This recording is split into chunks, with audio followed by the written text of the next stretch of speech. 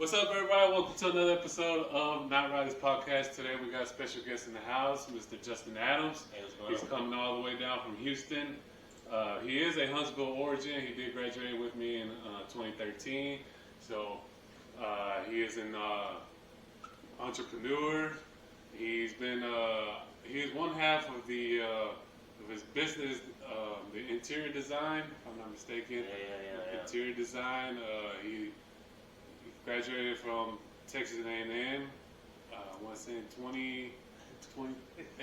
2017. 2017? Okay. I was so close. No, you're good, man. You're good. And I would give you the whole rundown. Get all this kind of treatment. Yeah, man. Yeah. So the business, the interior design business is experience all good things interior design. Yeah. I do run that with my wife, and so we've done everything between houses to small boutique offices as well. And so What sparked the idea to start doing that? and my wife, man. Oh, your wife? Yeah, That's what she wanted to do? Yeah. So she wanted to do it. Both of us graduated Texas A&M with a construction background, construction management background. So that's kind of how we got into it. But she actually went to school. Originally, she wanted to be an architect. Originally, then she switched over to construction with me to do that. So you want to be a construction? I thought you was going to be something in IT. No, I thought about this before, man. It's like, so, kind of backstory out here. Like, I didn't know what the heck I wanted to do. Like 11th grade, I didn't know what the heck I wanted to do. Like, I was like, So you were lost just like everybody else too? yeah, bro. Yeah, I was 100% lost. I was like, I have no idea what I want to do.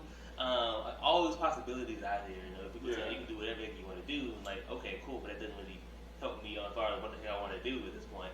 I knew the standard of my life that I wanted. Mm-hmm. I just didn't understand how to put the pieces together to do that.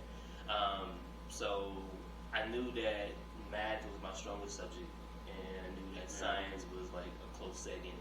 And so immediately think about that. Oh, engineering. Mm-hmm. And so that put me down the path of engineering. And so I applied to a couple of different schools, UT, A&M, and a couple of out of state as well. But I mean, I was like, despite what the grades told you, man, I was pretty much like pretty lazy, and I was like, do just enough to get the A. Like that. Oh man, you didn't make it seem that way. I was like, man, how does Justin get this stuff so quick? Like, I always saw that you picked up on like learning, like it was like nothing for you. So I was like, man, his parents must be really like into his studies and stuff. Cause with us, I was just as long as we were passing, that was fine. Yeah. It wasn't anything at home, man. That was doing it. I mean, like my parents, like they were great. They had their strengths, but studying was not their strength. Oh, really? No, studying was not their strength at all. So math just came easy. And it was like, okay, it was like a different language, and it made sense. Like if I put these numbers together in this equation, like there's one answer to it, instead of something like English, where it's like I can arrange this what I think is a beautiful paragraph and story, and the teacher come back, okay, you didn't do something, so like you get docked for it. It's like, that don't make any sense to me. That don't make any sense for me. But man, so no, it was really just grasping the concept of math, and like, okay, it's just the language. It's just the language, and once I applied that same understanding to science, science became easier as well. And then I had to learn, not just high school, but college. I had to apply that same understanding of how math came so easy to me to everything else that I applied to that one. And that's I appreciate saying it looked easy, but it was definitely some times when it was like, okay, this is not as easy as I think it's gonna be. Yeah. So you just kind of like struggle a bit, but you were quick to pick it up.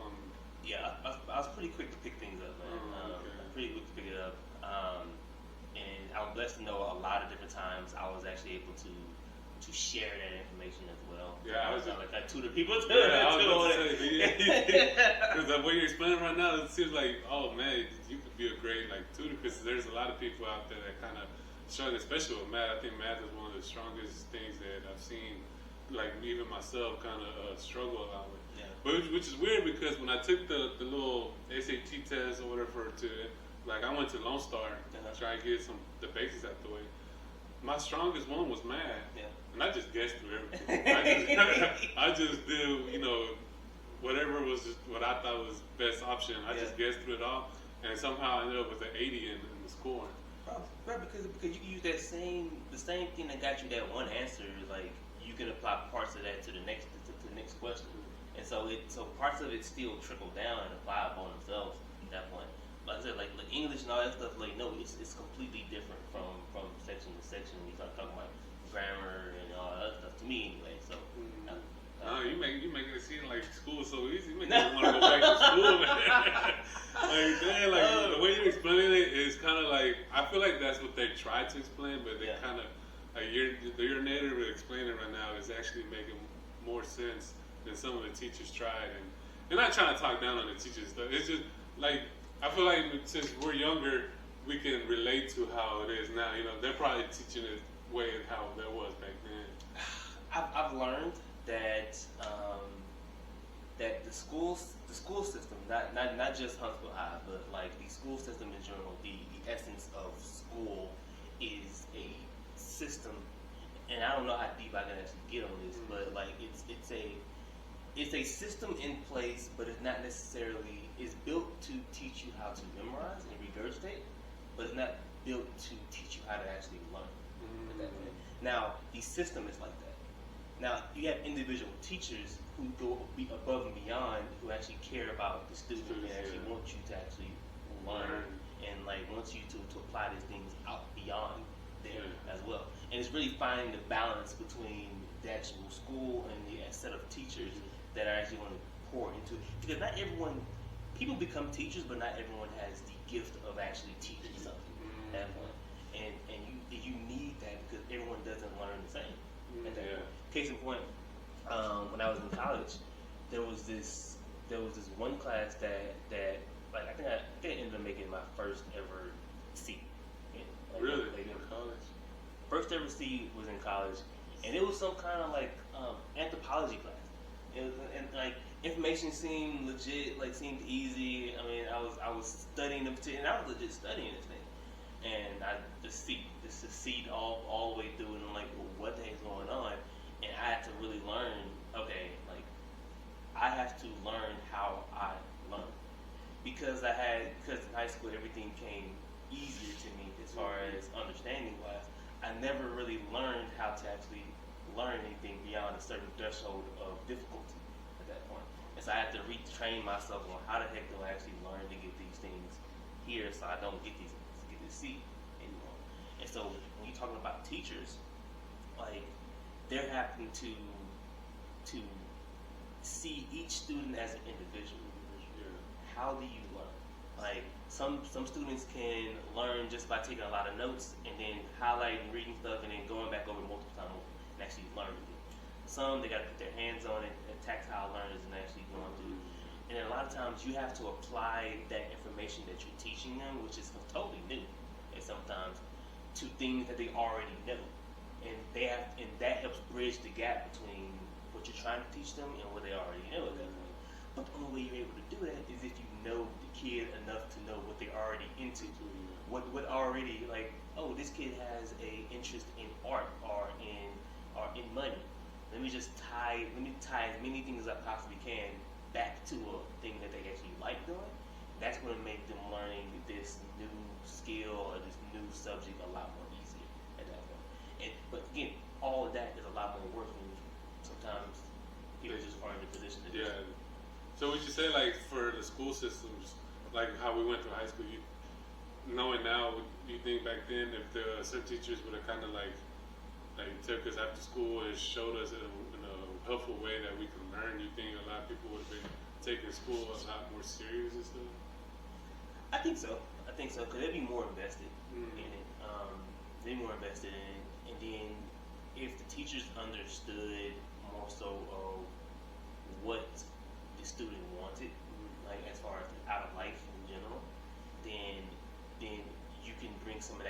importance to the actual lessons. I mean, because like I said, again, it goes back to the school as the system is one. So, like, the government is going to always want to teach their own agenda in the school. And so it's up to the teachers at that point to, along with the parents and the students, to understand, okay, where is the child wanting to go? Or at the same time, who is this child at the same time? And exploring the possibilities of certain things. And then as you do that, it just becomes better with them actually learning. See, what you playing, man? That makes a lot more sense. That's what I'm saying. That's what I'm saying anyway. That's what I'm saying. Well, what's your opinion about how some people are saying that these school systems is like prison now? Because, you know, you got the way the prison looks and the way the school looks is kind of equal. Yeah. You know, you got the buses and all that. You got them in straight lines and, you know. Yeah. I 100% agree. I 100% agree, man. About like the school education system in general is some people may think it's like covertly or like overtly, but it is very similar to a prison. It is very similar to a prison. Instead of the prison has a physical and a mental, I think bonding on an individual. I say a school has more of a mental bonding on an individual, because we really sit back and think about, and we kind of touched on a little bit. Think about the school system, just our high school experience, our middle school experience, elementary school experience. They're not teaching you the system, not the actual teachers, the system. The system isn't teaching the kids to be entrepreneurs. They're teaching them to receive orders and then regurgitate those or do exactly what you need to do when we need to do it. So they're grooming them into a box for society at that point. So they're I believe that the bulk of it, they're teaching them to become, they're stunting their mental capacity as far as what they can do and how they can actually think. I had a mentor, and he was saying that the skill of critical thinking is going away. Critical thinking skills is going away. When you look back in school and you actually look at the curriculum and how it's designed, I mean, you got more classes giving multiple choice answers with questions than you do fill in the blank or essays, which I get. I hate those questions with a passion, like the fill in the blank. But those are the ones that actually gets the students thinking about how do you respond to okay, picking up from here, kind of going to memory bank. No, you have to apply those things and actually, but how do I formulate this into a coherent statement to where it makes sense to them as well. So it forces you to actually understand. It takes a lot longer to actually grade those tests, though, which is because if you have a multiple choice question, you have a scanner, you just scan it to the machine at that point. But you can't scan and fill in the blank. So you have to individually read through them, individually read through the essays, read through the fill in the blank. So the system that's not conducive to the system for them to have tests like that on a grand scale. At that point, you'll catch it every now and again. That some tests are some classes are set up that way, but the entire system isn't, because again, it takes a lot of manpower to actually do that with the amount of kids that these students actually have.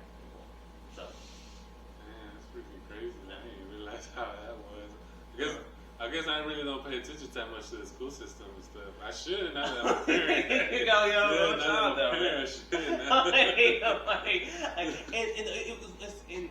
Okay, so we don't have kids. We don't have any kids.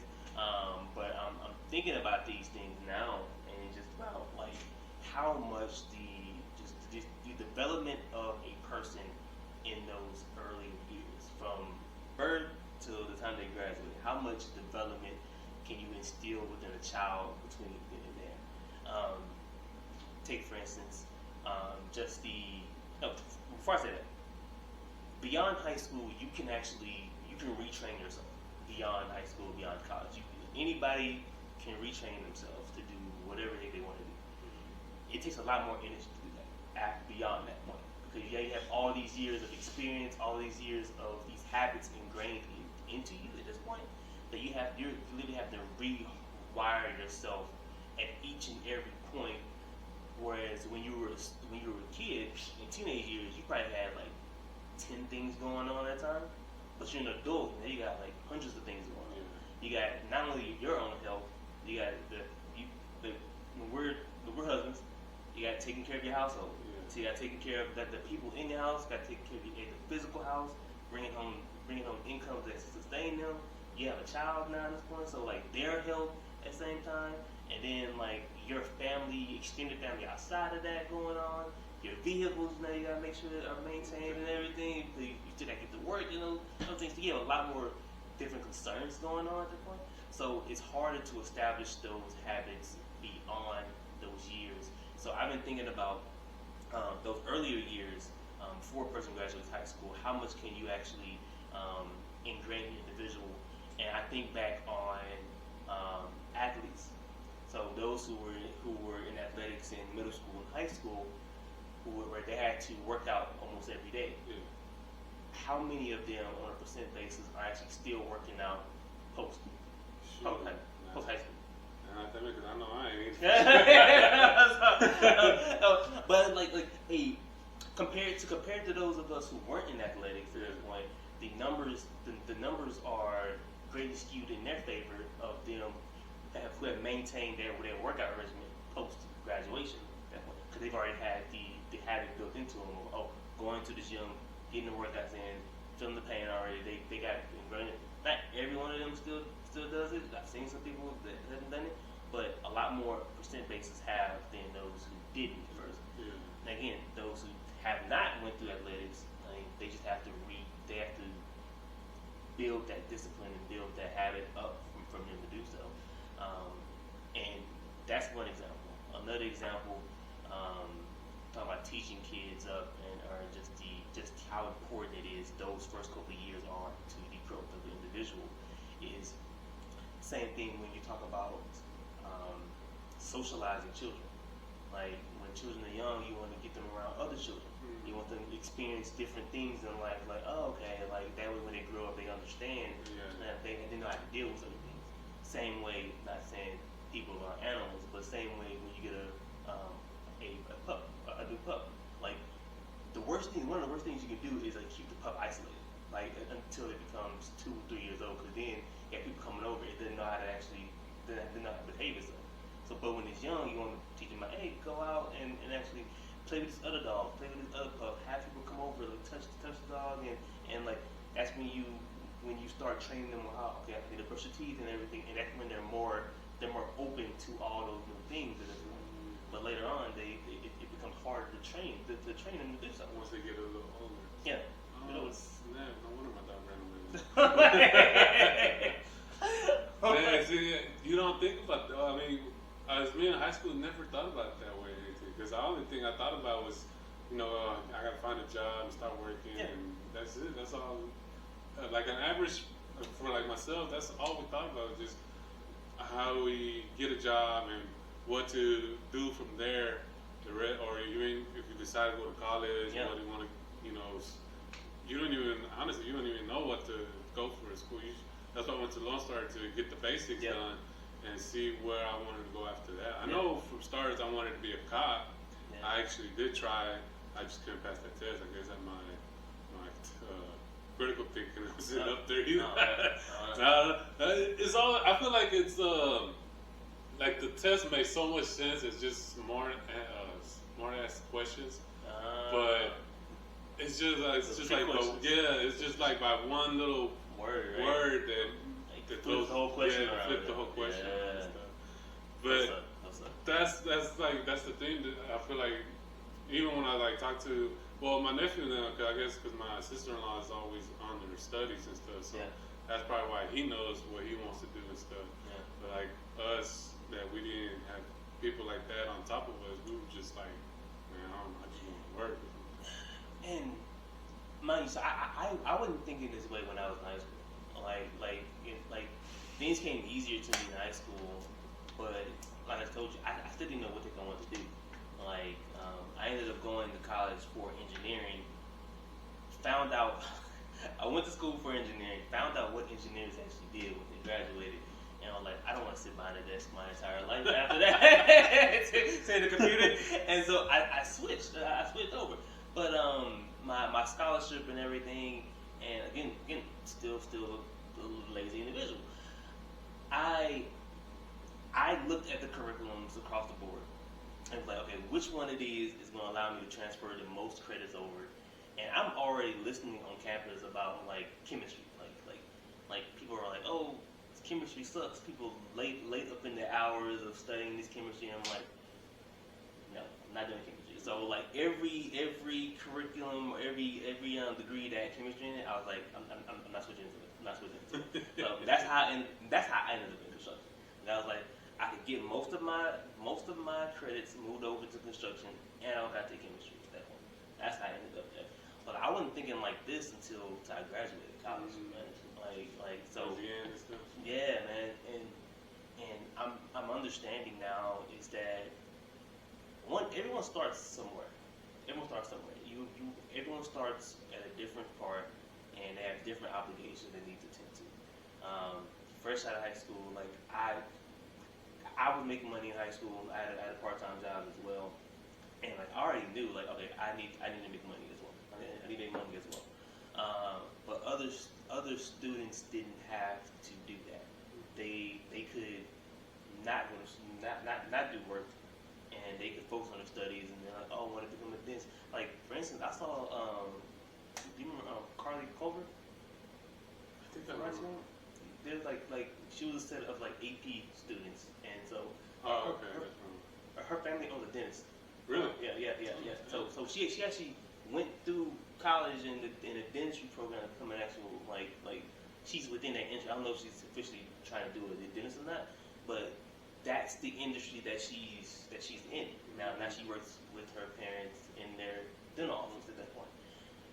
But she only had that in her mind because her parents were already dentists at that point, and so she just followed.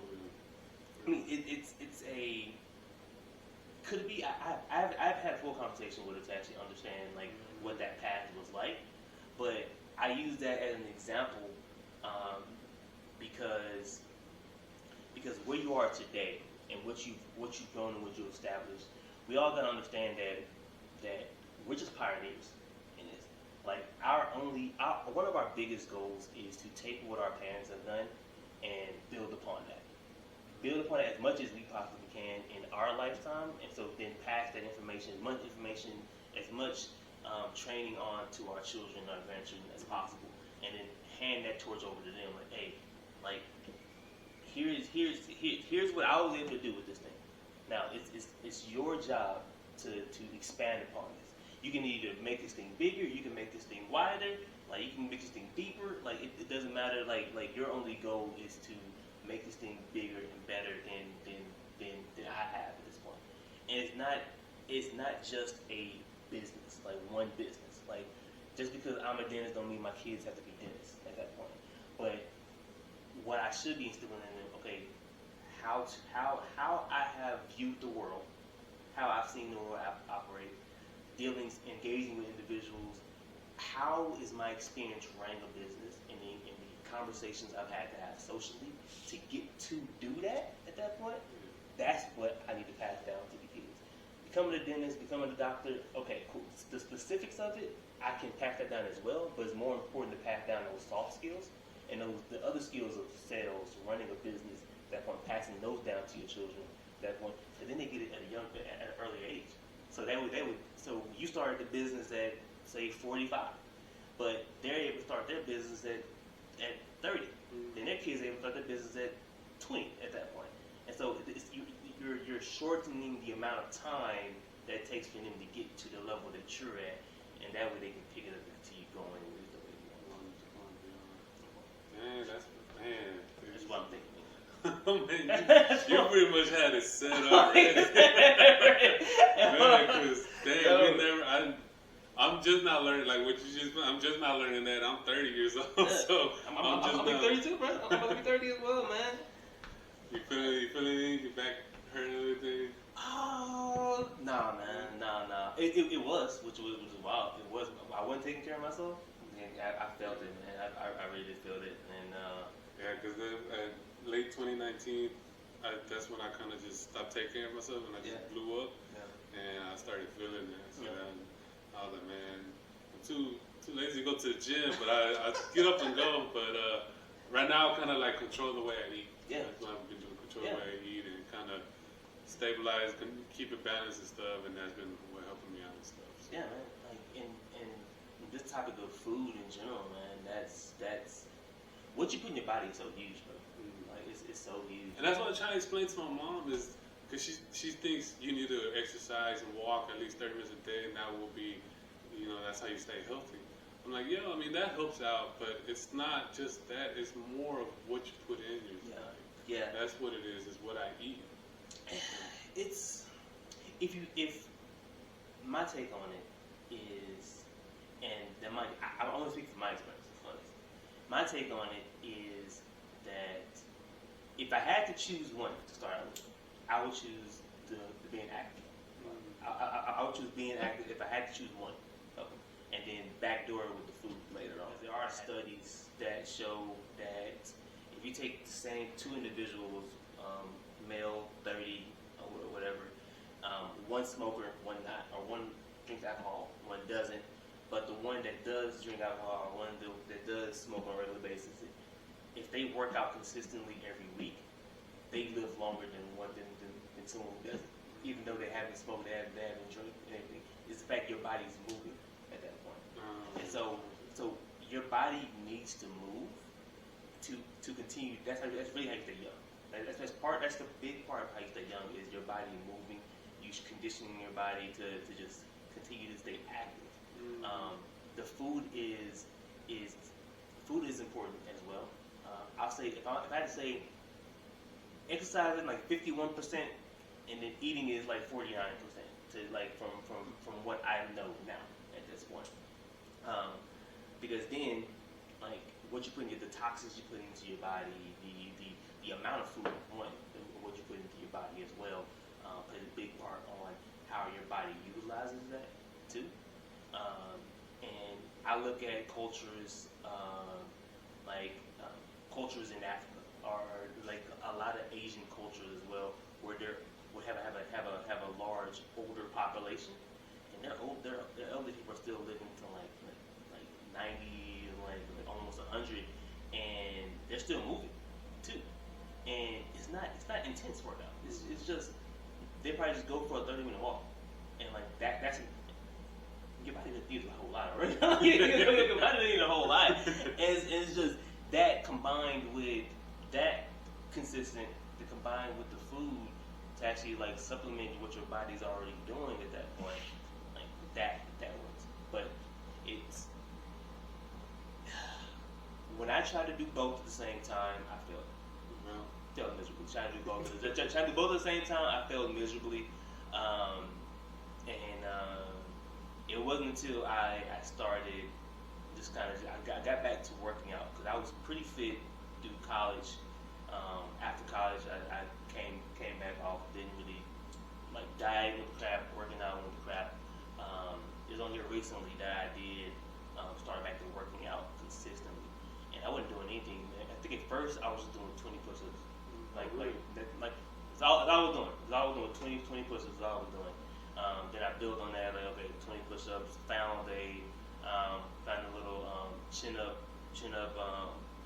workout machine, brought that to the house. So I was doing 20 push-ups, and I was doing as many pull-ups and chin-ups as I could do.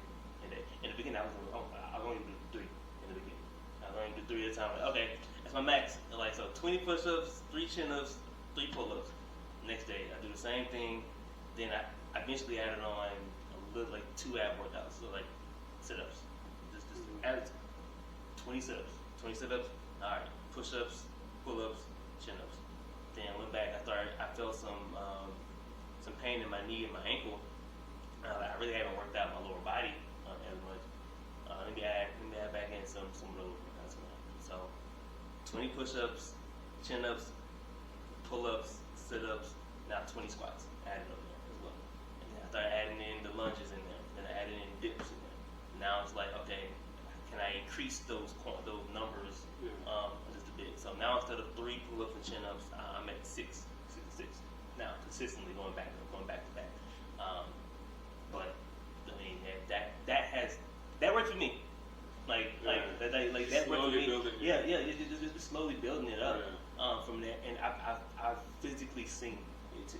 Like my wife has physically seen it too. Like, oh shoot, like your body has legit changed. I took pictures before when I was like big, bigger, and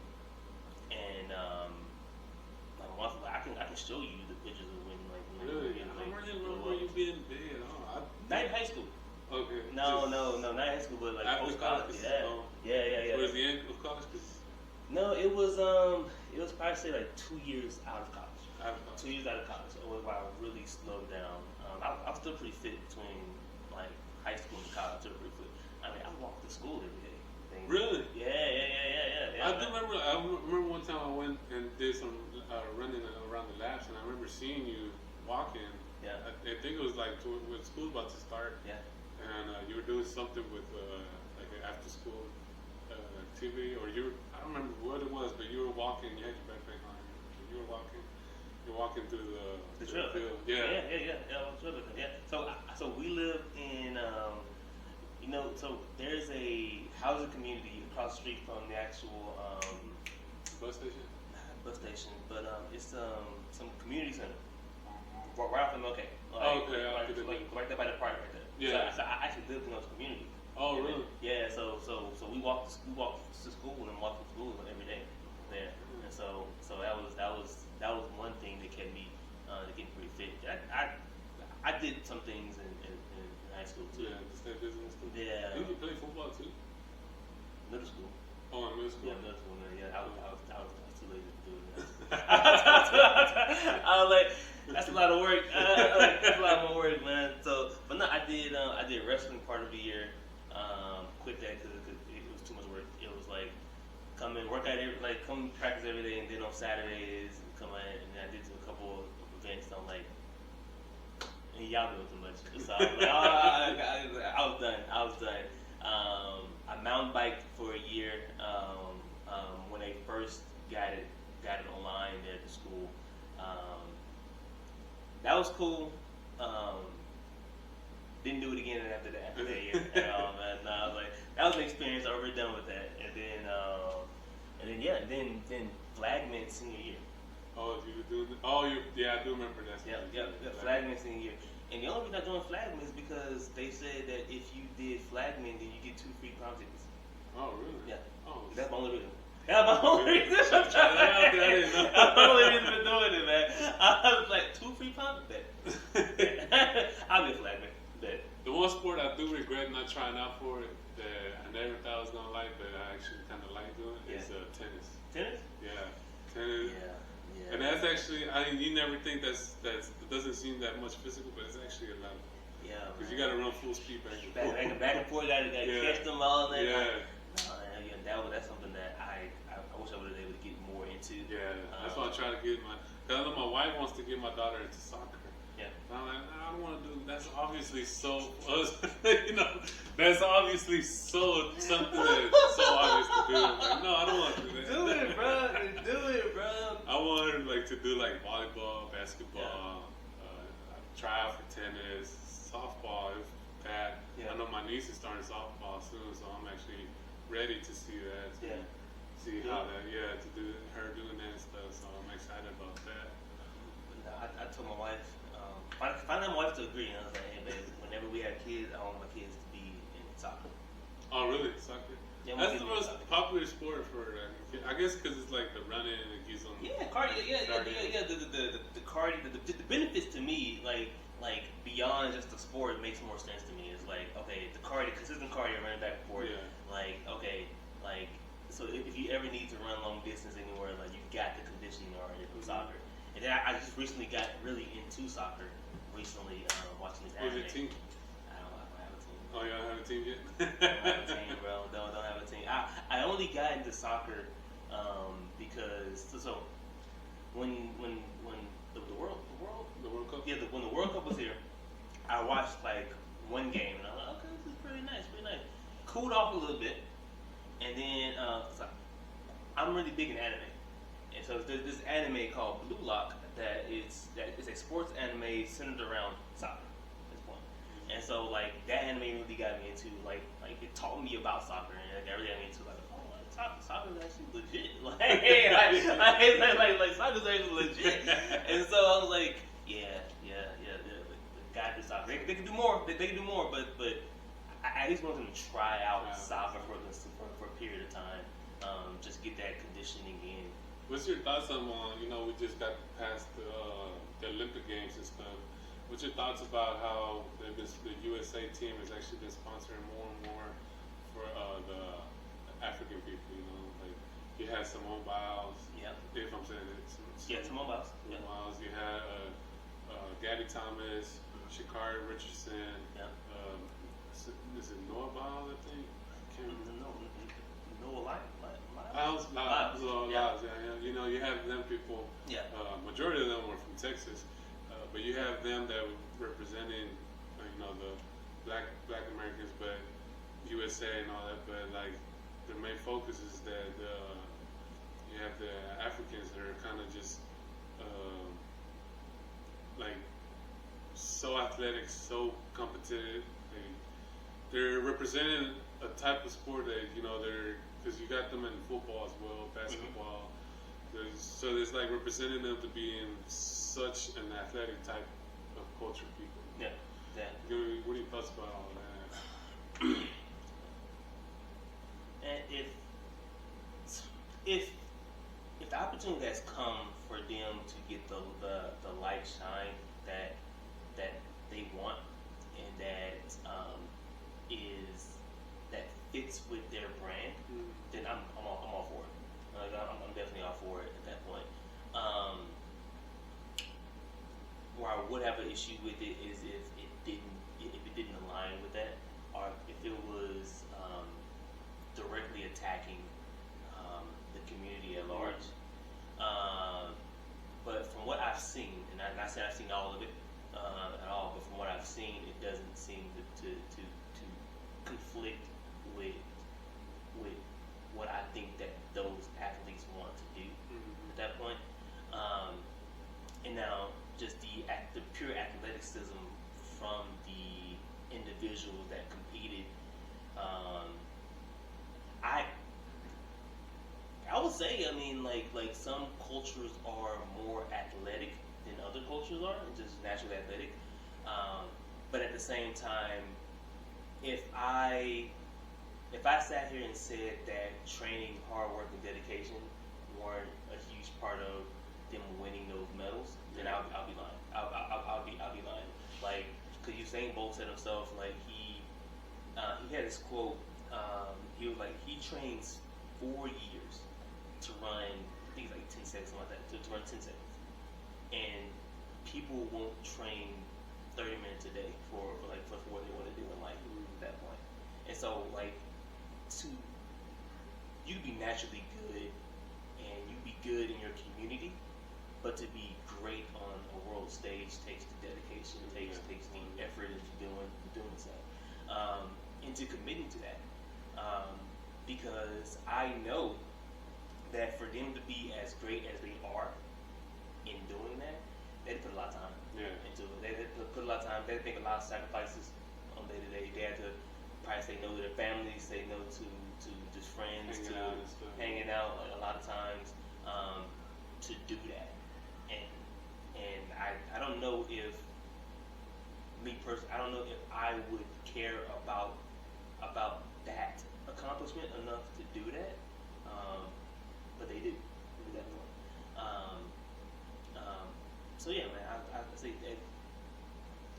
Yeah, that's what I said. Yeah, that's exactly what I was thinking too. Because when I be seeing, I see a lot of people's comment stuff. It's always because of that and stuff. But it's like it's not just because of that, man. It's the hard work actually. Because do you remember when we were in high school? You remember this guy? He was a senior. We were freshmen. think, by the name of Justin Gilbert. Yeah, You know, he made it to the NFL. Yeah. But I had a conversation with Coach Lehman when I was a senior, and she was because I think she was one of the ones that would help him out, train and stuff.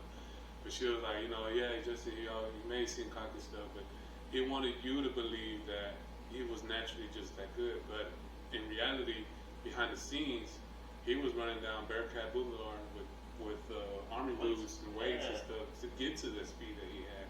It's not that he was born and just naturally like that.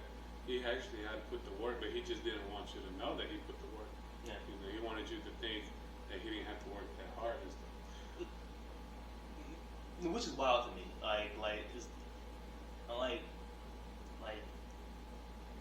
People have to. I'm a firm believer that people need to understand that a certain level takes work. Because then other people get discouraged and they get put down because they fail immediately, and they're like, oh, it's not working for me, it's a bit working for so and so. No, you two can do this at this point. And you have your era, you have the Jordan era, you have the Kobe era, you have your own era to do that in, but you still need to put the work in at that point. I'm a firm believer that people are naturally gifted at certain things. And just because they're naturally gifted doesn't mean that someone who isn't naturally gifted can't compete on a similar level as them at that point.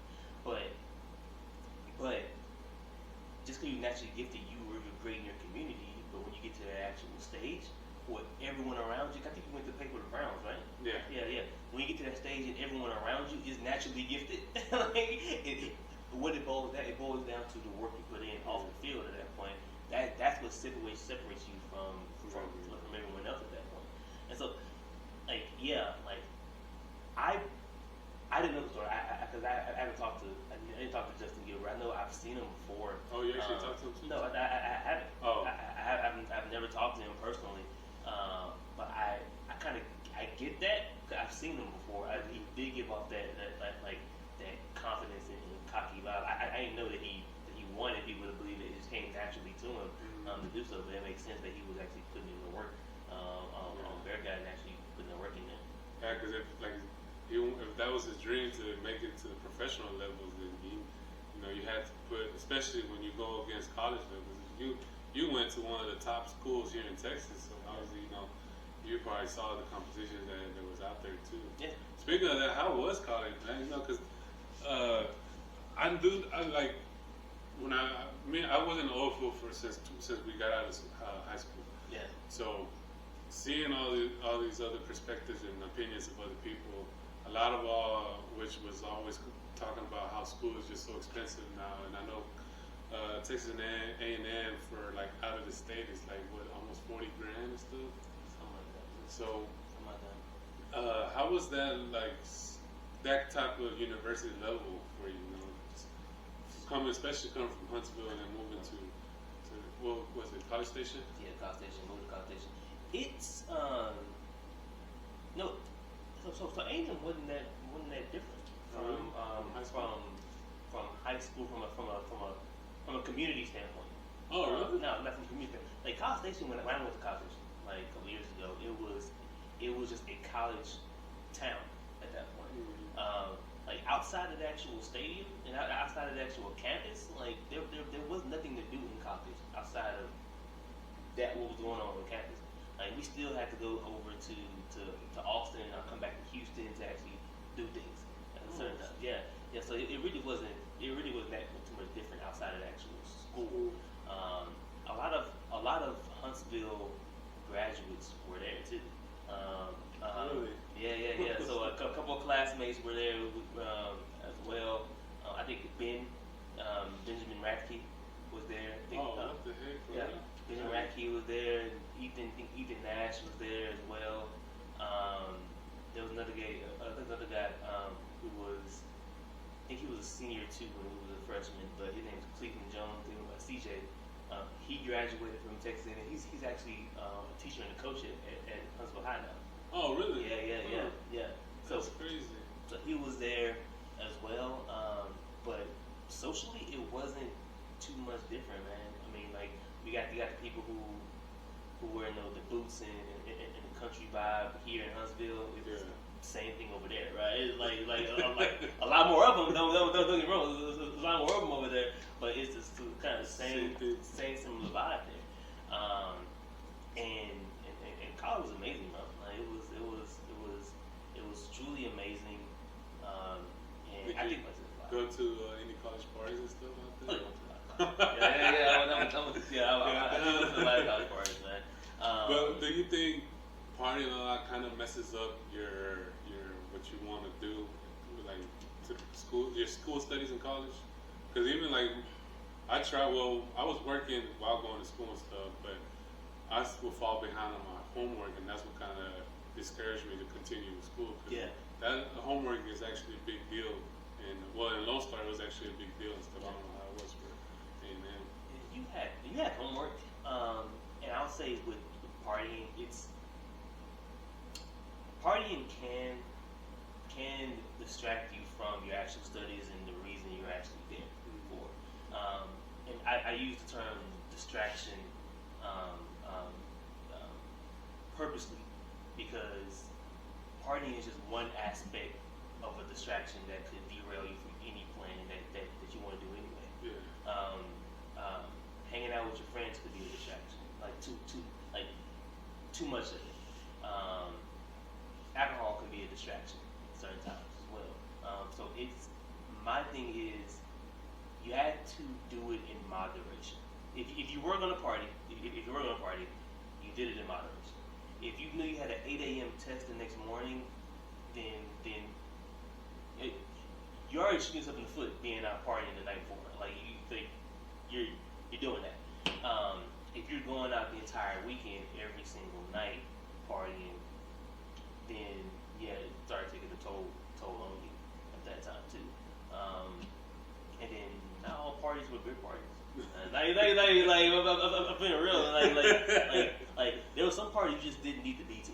You didn't need to be at. Like the people that were there just weren't. Bad vibes most of the time. Yeah. They just didn't need to be there, man. And so it was. You really had to pick and choose which ones made the most sense for you, and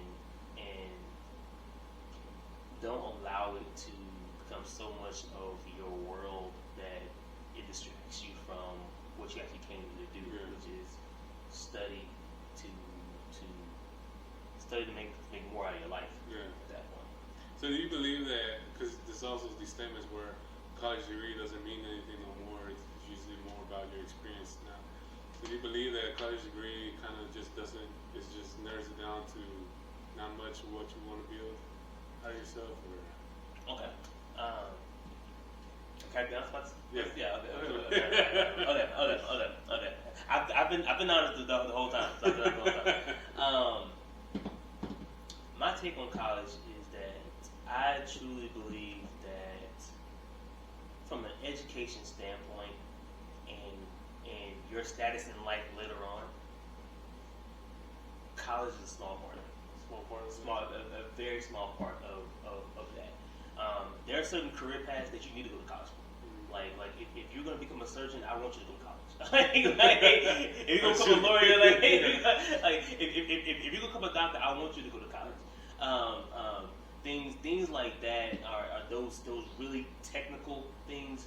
Go to college, like engineering. Go to college. You need that. But a lot of times people go to college, they don't need to go. And I say they don't need to go from a standpoint of the time that they do go. If you don't know what you want to do in life, I would much rather an individual take the time off out of high school to experience different things. Experience like what do I want to do at this point? Spend a little bit of time, get you a trade certificate so you can make some consistent money, and then try different things out. And then once you understand that, oh cool, I actually want to do this, or I'm really enjoying the trade that I'm in. Say you're an electrician, I want to have my own electrical business, or I'm interior design, I want to have my own interior design business, I'm a temp firm. then you go back. If it makes sense for what you want to do, then going back makes more sense because now you're laser focused in on what you want to do and how you want to do it, and it helps you narrow down which colleges to actually go to and tackle, which classes to go to, and then you're not as distracted when you go there. I'm like, oh, I can go over here, do this, do that. Like, no, like I'm focused in on this. But from a standpoint of employment, I believe that a lot of things you can learn now through YouTube. You can learn a lot of things through YouTube. I think I heard about a couple of people that learned coding from YouTube. Really? Yeah, they learned coding from YouTube, and Ivy League colleges like Harvard like put some of their coding classes out for free to the public, for free to actually sit into and actually learn from. Like these kids, and they were kids, I think they were like 17, 18, something like that. They actually learned the coding through the free classes they were able to get and through YouTube, and they were able to apply to the companies like Google for coding positions without even going to college for it, because the companies, they care more about the experience. Yeah. They care more about, can you actually do what I need you to actually do at this point? Like now, like, oh, okay, you went to Texas A&M, but you can't code anything. It's a coding degree. What's the purpose for that at this point? And so I say college has a very small weight in your status in life if you understand what it is you're tackling and what it is to get there for. Because college is one way to get the information you need to achieve that. It's just one way. Like, but experience is the best teacher. At the end of the day, experience is the best teacher. Even when we graduated college, like people still ask us, like, do you have experience? That's why we had to go through internships while we were through college as well, because they wanted the experience there. They're much better take somebody who has the experience at that point. And then when you have the experience first, like a degree, you get employed with them, and then you're like, hey, I want to go back to school to get this management experience and training, understanding in school. The company is like, okay, yeah, you go back and do it. You come back to the company after you graduate, and now like you've like double, triple your income from that, but you understood what you wanted to do prior to at that point. So the timing. Yeah, right out of school, if you don't know what you want to do, like if my kid hasn't out the womb like I want to become a doctor, like don't come to me at like grade 11 being like I want to become a doctor, send me this. Like nah, I can't trust you really want to do that. You haven't had enough time with that thought to really understand what that actually entails, like to become a doctor at this point. And so you have to really bring people into the lives of individuals and be like, hey, you say you want to do this? Hey, here's this person that I was able to connect with that's doing the same thing you want to do at this point. To have a conversation with them, ask questions about what it is their day-to-day life. And then you understand, like, okay, do I really want to do that at this point? And you change up. Yeah, change up at that time, right? See, that's perfect. I think you should be like a sponsor, you know, like go to high school, talk to these kids about that stuff. I think 100% most of the time. Well, this is what I think, but that most of the times the kids in schools are just not really knowing what they want to do. A lot of schools don't, like here in Huntsville, I don't know what they offer now, but like us in high school, all they offered was construction, welding, and auto mechanics. That was all that they offered. They offer culinary too. They did? Yeah, culinary. Yeah, they had culinary. So the culinary department wasn't in the same building as the other three. Like it was actually, you remember where the speech class was, right? Yeah. So it was the culinary was on the second floor, like in the same general area. Like that's where the culinary fashion class, like class was. The only reason I know that maybe because I was in it. Like, oh really? Yeah. I was in it, bro. I was in it. But I didn't know they offered that. Yeah, man. So it was the class was the first class was homemade. Was the first class. I knew that one. Yeah, that was the same place you had to get the baby and everything. Yeah. Like that was the prerequisite to go in the fashion class or going to the culinary arts class. Like that was the prerequisite to it. Because the same lady taught the the same two ladies taught both of them. To taught the whole thing at that point. But yeah, it was there. I know Hannah DeBay. I don't remember Hannah DeBay from high school, but she was in the culinary department. I think she went somewhere because she wanted to become a patissier at that point. Yeah. Dang, see. So I guess I just wasn't involved in school like that. I mean, but that's the thing. They didn't really put it out there like that. Yeah, they didn't put it out there like that. And I think that you have to do that because the kids need to experience that. Yeah.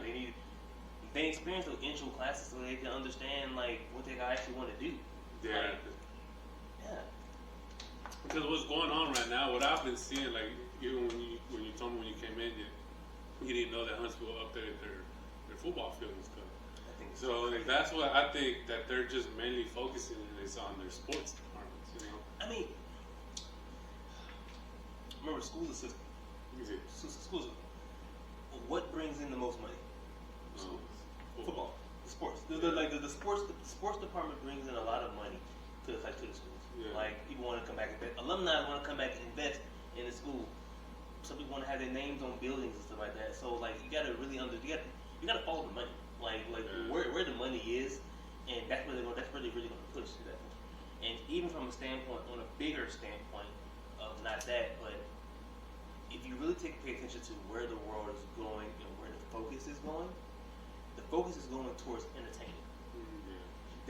People the world is trying to entertain us as much as possible to distract us from what's really going on. Yeah. At this point. So they put a lot more money into sports, stadiums, movies, series, shows, and things like that to keep you entertained, to keep you distracted from what's actually going on at this point. So of course it's going to trickle down to the high school and like, hey, we have a good football program over here, and come invest your money in here because these young kids are doing some things here at this point. And like every situation has opportunity, and you just gotta understand where you are in that matrix to take advantage of the opportunity that's there. But if my son was playing football, I would want as many eyes on him as well, so you can get to the college level, so you can get beyond there as well. Like heck yeah, invest the money into there because the more money you invest in there, the more they have to actually pay my son. Yeah. At that point, like at the same time, you just gotta understand where the money is and where the money's coming from. But anyone can come to a school and be like, hey, I enjoy my culinary arts time here at Huntsville High, or my arts time here at Huntsville High. I want to invest X amount of dollars into that department. And then what you're going to see is a couple of years later, you're probably going to have a building with the person's name on it. Like for that department, the department's going to be growing at that point. It just takes the focus. Yeah. So people aren't focusing on it as much, and that's why that's why the attention is not there at that point. Man, I see the way you put it in. Man, I knew you was gonna be a good. The way you explained it to me, it just everything. The way you explained it, everything makes so much sense. It's like, oh, okay. Now that it's more understandable and stuff. Just follow. That's everything. Just follow the money. Follow the money. Yeah, follow the money. And when you talk about business, you talking about your company, you talking about where you're working for an employer. Just follow the money. Like, where is the company investing most of their money at? That will show you a lot. Yeah, so you can take that anywhere. Huh? Yeah. Cause even the word says, man, where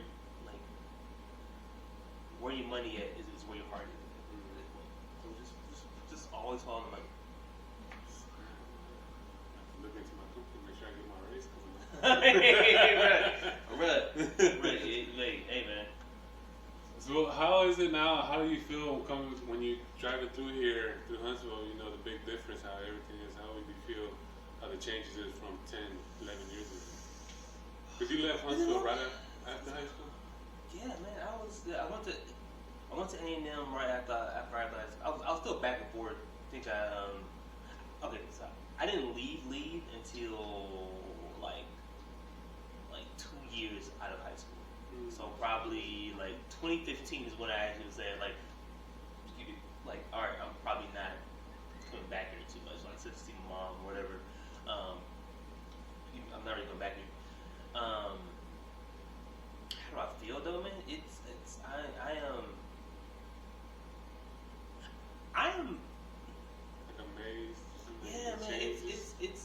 changed a lot, and I can see the money flowing here as well. I mean, I could tell before I even saw things happening, like actually buildings or businesses going up. I experienced the traffic for the first time, and I was like, hold on, wait. I was like, hold on, wait. Like, oh, why is the traffic here? Like, why is the traffic here? And sure enough, like a couple months later, and a year later, came back, and like, see, this new HEB is up, and then like they're putting money there. They're building out this area over there by the Walmart over there. That little center. I don't know what's over there. The Target over there. Yeah, Target. Ross. Yeah. That over there. Then some months later, I figure out they took a whole lot of land by that Flying J. I don't know what that thing is called. Oh yeah. Out by the museum.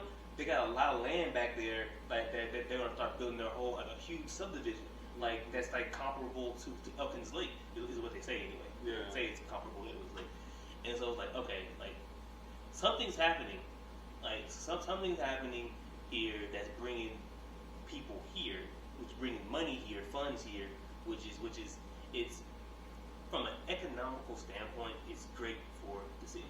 I'm all for it. Will locals feel the same, or do locals feel the same? I don't think so. I don't think so either. No, because not only do you have, like you said, a high amount of traffic now, but slowly we're getting all these taxes is raising up on these locals. Yeah. Because you got the college kids coming in, but they're only here in the average 4 to 5 years, 6, depending on how long they take. Yep. And then they're gone. Yeah. So they don't have to deal with all that. They go wherever they're going to go. Nope. So that's why us locals is like, well, I mean, I'm out of the city limits, so I don't get affected that much. But the property tax and stuff like that, we get affected on stuff like that. Yeah. Because like you're saying, it's growing so much. So land is getting so much expensive now that it's having to expand. Like you're saying, Flying J was out of the city limits for a while. Now it's inside the city limits. Yeah. So it's growing and growing and expanding so much. So there'll be a time when city limits gonna get closer and closer to me. Yeah, man. Yeah, it's definitely coming, and that's when you as a homeowner and landowner, like, you have to. When we talked about before about all the different responsibilities you got to do, is why it's harder to establish habits. Like that, if that's a concern, you have to get with the local county. You have to get with the other home and landowners who are already doing this, who are already going to the county court and actually petitioning and actually arguing these things and fighting back against the big businesses that are trying to move, the government trying to move these lines out here, and it becomes an exhaustive thing, man, of having to do that, oh shoot, like if I really care about them moving the city limits up here, it's going to affect my taxes, it's going to raise my taxes up. Shoot, I need to actually be with these group of people that are fighting my local government to make sure that it doesn't come this way at that point, man. And it's a very taxing thing. I'm saying it's taxing because we own a house and we live in this community, and I learned a lot through living in this community. And I was at one point a part of the community organizations that was fighting back taxes and fighting back the developers and stuff like that. And it took a toll on me, man. Really? It's like it can be a second full-time job. Dude, really? Yeah. Oh, man? Yeah, bro. Yeah, man. Because I mean, I've only seen it through TV where people are lined up outside and ready to go on. Yeah, but you don't see the people who actually behind the scenes organizing that. You don't see the people who actually who actually having the conversations with the people at the court, or having conversations with the cops who patrol the area, or with the company that owns the security cameras in your neighborhood. Yeah. Like, you're not seeing those. All you're seeing when they rally together to say, hey, we got this event, come out, community come out, show out.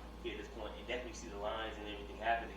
But like, man, I'm part of this little like group me chat with my people in our community, and they're blowing that thing up, man. Like every 5 minutes, like every 5 minutes, bro. Like, all right, like for instance, Barrel came down, and they were on there like, oh, power's out, one thing, okay. But the moment their power came back on, bro, they were back at business as usual. Okay, now when they get back to the developers on so such and such, I was like, oh, they missed a beat, bro. They missed a beat, bro. They missed a beat, bro. No, And so they on that stuff. They own it, man. They're on, and that had led me to another realization.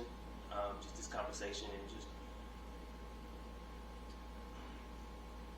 I've been really big now about eliminating as much unnecessary waste in my life as possible.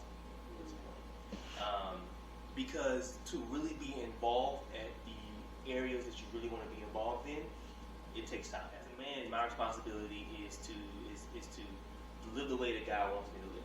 That's one. Like love His Son Jesus Christ. Take care of myself and my family as well, and be there for them. Those two right there are already like huge commitments at that point. Then I also need to actually, in part of that, I need to actually produce income from my household. So we're thinking like 6, 8, 10 hours a day, depending on where you're working, doing that. They don't leave you a lot of time in the day to do too many other things and actually be great at doing those things. But then you think about when you start raising kids, like how involved in the kid's life are you wanting to be at that point? And there's different levels to it. And to each their own. Everyone has their level that they're involved in that. Is your kids in sports? Are you going to all the sports events? Like all these sports events to this point. Even beyond that, are you invested in your kids' education? Meaning, are you sitting in with the PTA meetings? Are you going up to the school administration and actually like fighting back these different rules that are coming down the pipeline? That those teachers, those parents who see those rules first, that are coming through first, the parents who aren't as involved in it, they don't see it till after it's went through that PTA's first line of events at that point. Who've seen it, and so like, but being involved in that, going and sitting in those meetings and such, like that's hours out of your day, and then you don't want to pay too much in taxes, and you don't be ripped off by the developers in the county, by the politicians. So you actually need to be down at the courthouse, you need to be fighting back on those things as well, and all that stuff starts adding up. Time, so you start having to pick and choose your battles on what you actually want to be a part of and what makes most sense for you. And at that point, so it's like when I talk about distractions, and I talk about like just unnecessary things that we pile on top of us. To like, oh, one more thing I'm able to do. You're not really tallying up the cost of that one thing that you're doing. Like, yeah, it may have cost you like $50 or something like that to do, or this plot of land may have cost you that much, but now you have a responsibility to be invested in the sustainability of this area or whatever it is that you're in at that point. Yeah, I didn't realize it was like that. I just see like through the news and stuff, and I'm like, damn, we need to change things up. But I never thought it was that much. And I'm always complaining about time and stuff. But the way you explain it, man, time is like unlimited, but it's also limited. I think, man, time is always limited. Man. Time is always limited. It feels like it's unlimited, but it's not. Because you don't know what's gonna happen the next minute. You don't know what's gonna happen the next day. And it's not a. It sounds like people talk about death, and it's like. And it's just like that is inevitable at this point. So I graduated college, went to construction management. I'm back in construction management now, but I did a period of time where I sold life insurance. And like I was a dedicated life insurance agent and financial advisor. All right, and like time is just that one thing that the one thing you get that you can never get back. Like the time you spent hanging out with your friend, it's great. If it's great to you, it's valuable to you, great, no issue. But if you're allowing yourself to be around individuals or participate in things that isn't conducive to what you actually want to do, you're really just wasting your time. And you could be spending time more so with your daughter, with your wife, with doing the things you love, like hobbies around the house that you would love to do at that point. And you never know what can happen next moment. You never know.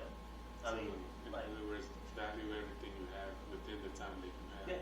Yeah, we value it all, and at the same time, this wasn't a conversation, but since I'm already here, plan for those things too.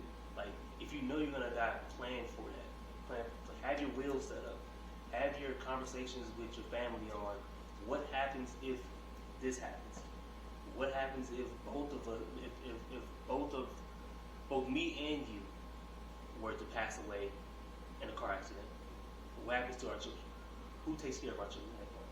Like, if something happened to me, I'm the primary breadwinner of the family. What happens to you, your lifestyle, when I pass away?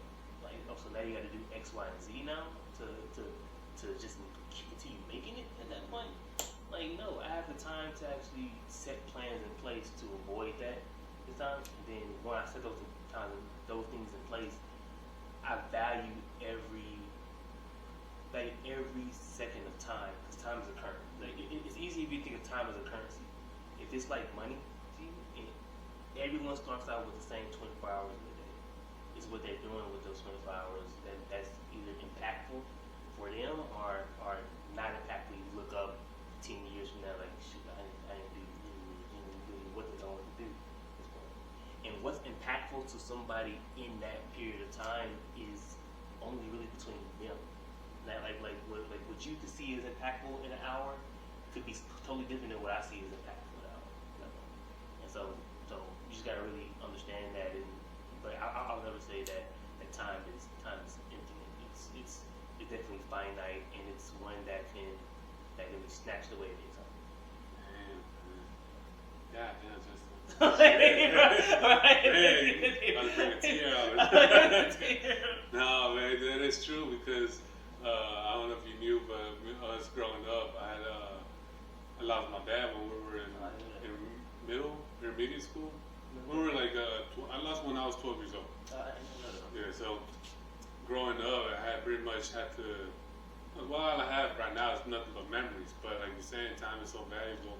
But like how you were stating that, because he was pretty much the primary bread income in our family. So when he passed away, my mom did struggle a lot to kind of pay the bills and stuff. That's the main reason why I kind of quit playing football. And she didn't want me to. She wanted me to continue, but it was just the fact that I didn't want to either bother her with money or at least try to give her some money so she didn't struggle so much. Because as a kid, you don't realize all that stuff, but now when you're a little older, like when we were in high school, kind of started seeing all that. It's like, that's when you start noticing all those effects and stuff. And that makes sense now too, man. Because I know when we were in high school, you gave off more of a mature, like a mature persona, or not persona, because that mature character. Your character is more mature than some other individuals from high school. So it makes sense now, like because you went through that experience, and kids can grow up. Kids can grow up pretty fast depending on what their life experience is, and that's one thing, man, that you don't understand how.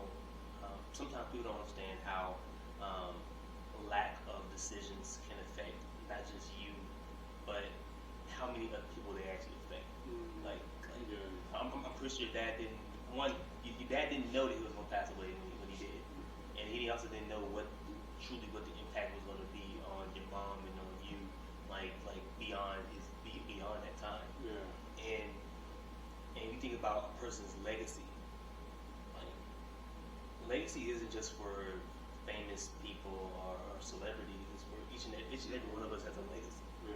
Like when I go, what are our families saying about us? Yeah. Whenever, like what do we leave behind for our families? Like whenever we left, like did we leave sorrow, pain, these puzzles that aren't complete yet? Or did we leave a blueprint on, hey, I didn't want this to happen, but since it did happen, here's the plan that I outlined. Here's where all the bank accounts and stuff are. All right. Here are the important people that I've been in contact with when it comes to insurance for the house, when it comes to paying certain utilities and stuff like that. So that way you deliver to them a thing of a plan. Just a plan behind. Because it's already hard enough that the pain of you gone is there, but people don't think about the other things that you could have avoided. Like, they didn't have to have a monetary pain whenever you left. They didn't have to have a confusion behind like where the heck, how the heck I got to do that. And I'm speaking from experience, man, because we talked before with ours, man, like how my family has left Huntsville. My grandfather and my grandparents, they used to live in Huntsville a couple of years ago. I think, what was it? Probably 2 years ago. Almost 2 years ago. My grandfather passed away. Oh, I'm sorry. Passed away by I want to say 2 weeks before Thanksgiving. Yeah, man. And I learned about him being hospitalized on my birthday. My birthday was before. So learned about him being hospitalized on my birthday. He was pretty much in a coma between my birthday and the time he passed away. But he did everything for my grandmother. He drove her everywhere. He took care of all the bills. He had all the conversations. So when he passed away, she was devastated. She didn't know how to do anything. So we're sitting there having to sift through documents and just things around the house to try to put pieces together and try to figure out why would he do this and how did he do this, and trying to make it all make sense. And it's not going to ever make sense because the person who had all the information is gone at that point. Yeah. And so it's saying you just need to. There's certain things you can do while you're alive. Certain things you can do while you're alive when you can do it, and you should definitely be doing those things. And then once you're done with them, you're done with them. And then you just update as you need to update. Yeah. But at least they have something when if you were to go first. Pretty much having a planned out. Yeah. After. Yeah. After. Just have a plan. Cause you know it's coming. Yeah. You know it's coming. There's no sense in putting your head in the sand. You know this is coming. It's just a matter of time. It's just a matter of time. It's just a matter of time. It's just when it's gonna happen, you don't know, but you know it's going to come in at some point. So it's pretty much I have learned probably through my experience as insurance agent and financial advisor, that it is not only arrogant, it's ignorant, and it's irresponsible to be able to set a plan in place for your family and not do it. Especially as a man. There's no excuse for you not to put something together. Yeah, that's true. I mean, it's best as a man, if you have that thought that you're probably going to be first to go, it's best to have it ready, everything situated and have them ready so that they don't have to worry for afterwards. Let's see, they can't replace you at all. So they're already sad about that, losing you. But if you can alleviate as much other stuff as possible, then all they got to focus on visual, then you've done what you could beyond your death, that you could for your family at that point. And statistically speaking, men die first. The men die first. Statistically speaking, the men die first. So that's even more evidence that I should have something. I should have something. It's rare that the women die first. It's rare. It's rare. And so just because women take better care of themselves than men do. Yeah. I think it's more because they're not as stressed as the bills are. Because, like you said, some of the men are usually the primary breadwinner. Yeah. I mean, I know there is some relationships. Yeah, it's part of it. I know there is some relationships where the woman is the one handling all the bills and stuff, and the man's just giving them the money. Yeah. But I think still be like having to bring home the money to yourself, to even for your wife to even do the finances is still a stress on you at that point. Because you want to make sure you have the stuff too. Yeah. I mean, nobody wanted to come home and like you can't feed your family. Yeah. Like nobody wanted to do that, bro. Like nobody wanted to come and like have to tell your wife and tell your kid like, hey, we can't eat, or I have to explain why the lights are off. Like no. So it's like, we as men are willing to put ourselves through all of this suffering, like for our families, because we don't want them to be put in situations like that. Yeah. And when it really sat with me and understood like what it took to be a man and what it took to be a husband, where I was like, bro, I'm thinking about conversations with having my future kids. Mm-hmm. Hey, being married. This is me talking about future son. Being married is a wonderful thing. It's a wonderful thing. I would not trade it for the world. I love my wife. Take your time. Don't rush into it. Definitely take your time. Understand what it all entails when you do get married. Mm-hmm. Like what other responsibilities you putting on for yourself at this point. It's not just you. Now you're talking about a whole nother person that you need to take care of. That you are responsible to take care of. like regardless of what society will try to tell you like about those things, you as a man, you are responsible for taking care of your wife. Regardless, your wife has her own job, has income coming into it, it's your responsibility to take care of it at that point. And so you will have to do certain things to make sure that they are taken care of, because women want the security. They want the security. They don't want to be with a man that they don't feel secure with at that point. And so just be careful when you're doing that. If you do want to get married, take your time from a standpoint, not just years of not. When I say take your time, I'm not saying you have to wait 5 years of marriage before marriage. I'm saying take the time to truly understand who this person is, because you're locking yourself with that. Like you are locking you and the other person are about to be locked in this boat or in this locker together for the rest of your life at this point. So you need to understand what their quirks are, what their strengths are, what their weaknesses are at this point, how they handle themselves in certain situations. Because people can change. People have the propensity to change. I do definitely believe that. But you're not going to be the one to change it. Like, you cannot change anybody. So it's be willing to have to be within themselves to change for themselves at that point. Like, and so you have the ability to choose your war partner. Like the person who you about to go into war with, you have the ability to choose that person. So just be careful with choosing that person at that point. Like if y'all agree, y'all have conversations, you got those tough conversations about, and you really see how they handle themselves.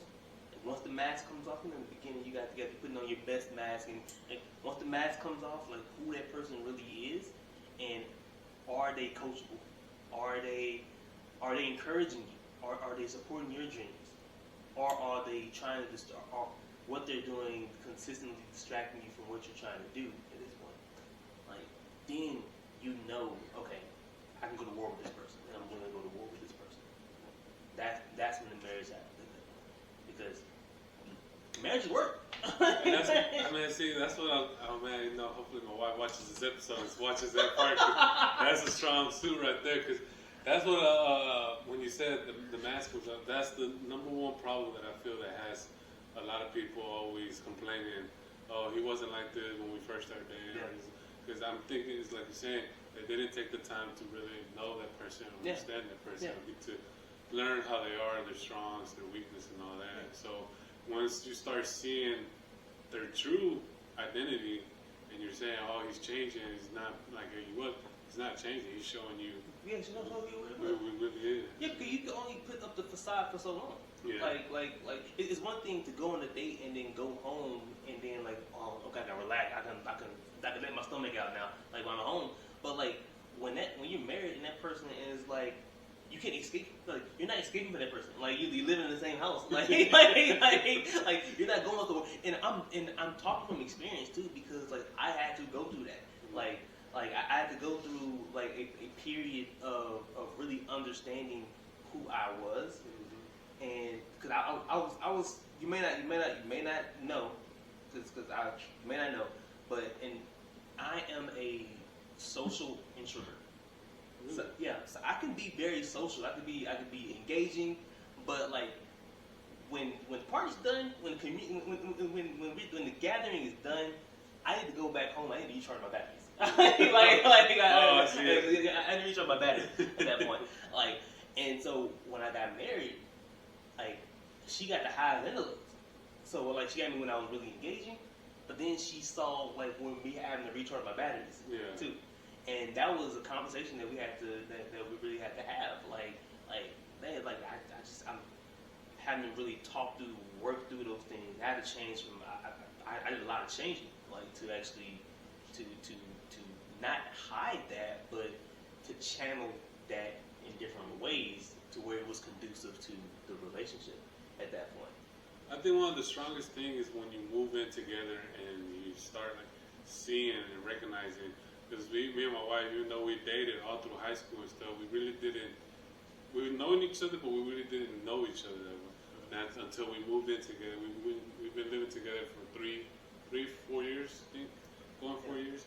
That's now we really know each other, and now we really see how we, our strengths and weaknesses, how we are with when we're in our space of freedom. Yeah.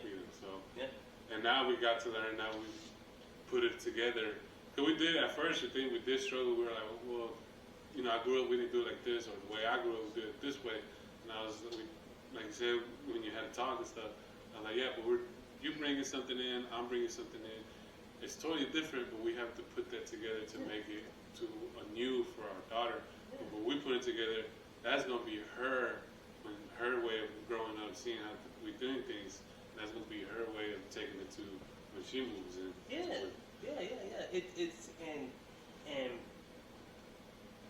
like serious. I'm gonna say serious relationships, and definitely marriage. Like two people are trying to become one. They're trying to become one person, and so you have like you say, you have conflicting backgrounds. Yeah. Like I did it in my household here. You did it in your household. Okay, what's the good and bad of both of those? Now, what do we want our children to actually do? Or how do we want our children to actually live? And you just have those conversations. You just continue to sift through ways of living as you're going through, and that never stops. that never stops at that point. And so even when your children have children, like okay, my grandparents were doing this right here. So what I want to do with my you're still sifting through how you're supposed to be the leaders of your family at this point. And so like a lot of people don't understand that is that like it is you are foolish if you believe. I should believe this. A person is foolish if they believe they're going to get into a serious relationship, even marriage, and not expect change to happen. Like one, the individuals are changing all the time anyway. You're discovering, oh, I like these things that I didn't like before, and I dislike these things I didn't like before at this point. Like, your taste buds change. Like, just your taste buds change all the time, like in regular intervals sometimes. And so, individuals are changing. And so, you're trying to continue to mesh that, and that's why you continuously have to continue to learn each other. Yeah, like, you have to continue to keep looking more relationship advice. You got to continue to date the individual. Learn more about them. Like, hey, babe, like I noticed you did this. You didn't do it before. Like, tell me more about like what caused the change. Like that. Like, oh, I recognize this, that. Okay. you're peeping things out, peeping the changes that are happening, and the goal is for both of y'all to change for the better. Yeah. Because you started out as selfish individuals, but now you can't be selfish anymore when it comes to you can't be selfish. You can't be selfish anymore. Yeah. And so you have to go through that, and to expect change not to happen is just a wild thought. You should be hoping and nurturing positive change for the relationship. Like my wife has initiated a lot of improvement. I have changed a lot because of dealing with my wife, a lot.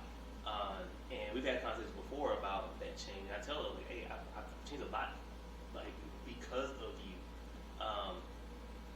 And all of the changes that I have made have been for my betterment. That made me a better person at this point. Like, no, I wouldn't go back and I would change. I don't want to do that anymore. Like, no, like the way I talk to individuals is better because of the many times that you and I had to go back and forth because my tone was off, or I said this word but I really meant this word, and so I had to be very conscientious about my wording and how I'm saying things, so that way, just because I'm thinking it means something or it's coming out a certain way, I need to make sure that to her and to her that it's reaching her the way I want it to reach her at that point. And so if that means me speaking having to go through a filter to clean it up before it gets to her, then I gotta do that at that point. Because it's one of the suckiest feelings to think you meant something and the other person didn't capture it that way, and it's turned all on his head, and like now she's upset because you didn't take the time to actually filter your words out and still mean the same thing you wanted to mean, but you just cleaned it up for the gift to. And like that's one thing that change happened, and I thank my wife for it. I thank my wife, like, hey, I thank you for instilling that trait into me, because now when I, like, from a business standpoint, when I'm going to speak to other individuals, I have the experience of cleaning up my words to make sure that it reaches them in a certain way that I want it to reach them at that point. And yeah. Man, I'll tell you, man, you should be a spokesperson. God damn. The way you've been talking to school, marriage, everything, man, it just is very, like, you, like, life has, like, you knew life was going to teach you these lessons and you came ready for it. You know, you knew all these changes were going to happen, so I feel like you mentally prepared yourself for all this stuff. Man, you know, I would be doing you and your audience a disservice if I said I was mentally ready for when I first experienced it. I had to bang my head a lot to get it. I'm not a pro in marriage by any means, but like I said before, like my wife and I had to bump heads a lot to get to where we are now. And the things I know now, I didn't know that before I got married. I had to learn that, and I had to, like, we did premarital counseling, and because I hadn't grew up in a household, and growing up, I didn't see a healthy marriage growing up, like, at all. So I didn't know what a healthy husband was supposed to do. I didn't know it then. I had to learn that, so I had to intentionally seek out mentors. I had to intentionally figure, hey, from what I see, you have a marriage that is better than all these other marriages I've seen at this point. So what can you teach me about what the heck I'm going through over here? And of course, you can't share everything that's going on in your house, so you're not supposed to. But like, husbands know, like they know because they experienced very similar things in their household already, so they have an idea. And so I was going to mentors on that, like, hey, how am I deal with this right here? And a lot of times it was my fault. And a lot of times it's my fault, and I say it's my fault because one, my wife has told me. Two, I recognized and knew, like, okay, shoot, I did do that. And the moment that you recognize that you did something wrong, it's your responsibility to make a change for it. You shouldn't be relying on other person to make a change for it if you recognize that you are wrong in doing that. Or if you could do something better in the situation, it's your responsibility to do better in the situation at that point. And so a lot of people try to shoulder that responsibility on someone else. People don't want to take responsibility anymore. A lot of people try to shoulder that off to someone else. Like, no, she need to be doing X, Y, and Z. Like, bro, like, don't know about your grandmother, man, but like my family, man, we say you pointing the finger, man. What, three of the fingers pointing back at you? Like you didn't do it. Like, oh, but you haven't did this. You haven't did this. You haven't did this. And like a lot of times your wife will tell you. like a lot of times your wife will tell you like this is what I want. Like, now, don't get me wrong. Like, women can be very cryptic at times. They be very cryptic at times. But sometimes they tell you what they want. Be like, oh, no, I need to go out here and be making this money for y'all. But like, she didn't say she wanted all that. She didn't say she wanted all that. Like, you know you can do that for a responsibility, but like you need to be doing this. And so like I had to learn through being knocked down, and continue to get back up. Okay, I need to be better at this. I need to be better at this. Better at this. And understanding that I am going to fail at this until I get it right. And when I do get it right, that if I'm not intentional about continuing to make sure that it's right, I'm going to fail again. I'm going to complete this hamster wheel of a cycle all over again if I'm not conscientious and intentional about doing those certain things at that point. And so that same mentorship that I took when it comes to marriage, after college, I was very intentional about seeking mentors. Like, hey, I'm in the insurance business now. I want to become a financial advisor. I need a mentor. So I sought out a couple different mentors, taught me more about money, taught me more about looking out about the world and how we're seeing these things, asking me those questions to get my mind thinking on certain things. I took a lot of mental abuse at the time, like from them, from them. But as that muscle continued to be conditioned and worked, it's got better and better to be able to see these things and recognize these things. And while you're doing that, you have to be conscious about not becoming cynical as well, because even though all this stuff is happening in the world, we talked about entertainment and following the money. Even though all that's happening in the world, you can only control what you can control. And so your responsibility is to make sure that your family, your household is good, and that you're a great example to your kids, because like first and foremost, your kids, because they're going to see everything you're going to see that you're doing. Your wife, your husband, for those of y'all that are on there, make sure your family is straight, and that y'all are good, y'all being great examples. And then what happens is, as you're engaging with other people, that matriculates out to them. Now, every interaction you're having with someone, their family now becomes better because of your interacting with you. Like, oh, they're a great husband and wife example for not trying to say they're perfect by any means, but like they're making a conscious effort to become better. Like, you know what? Shouldn't we do the same thing? Like, you know what? My kid can go hang out with their children because they're a great example at this point. And so you start with each and every household, and that's the way it actually gets to the community.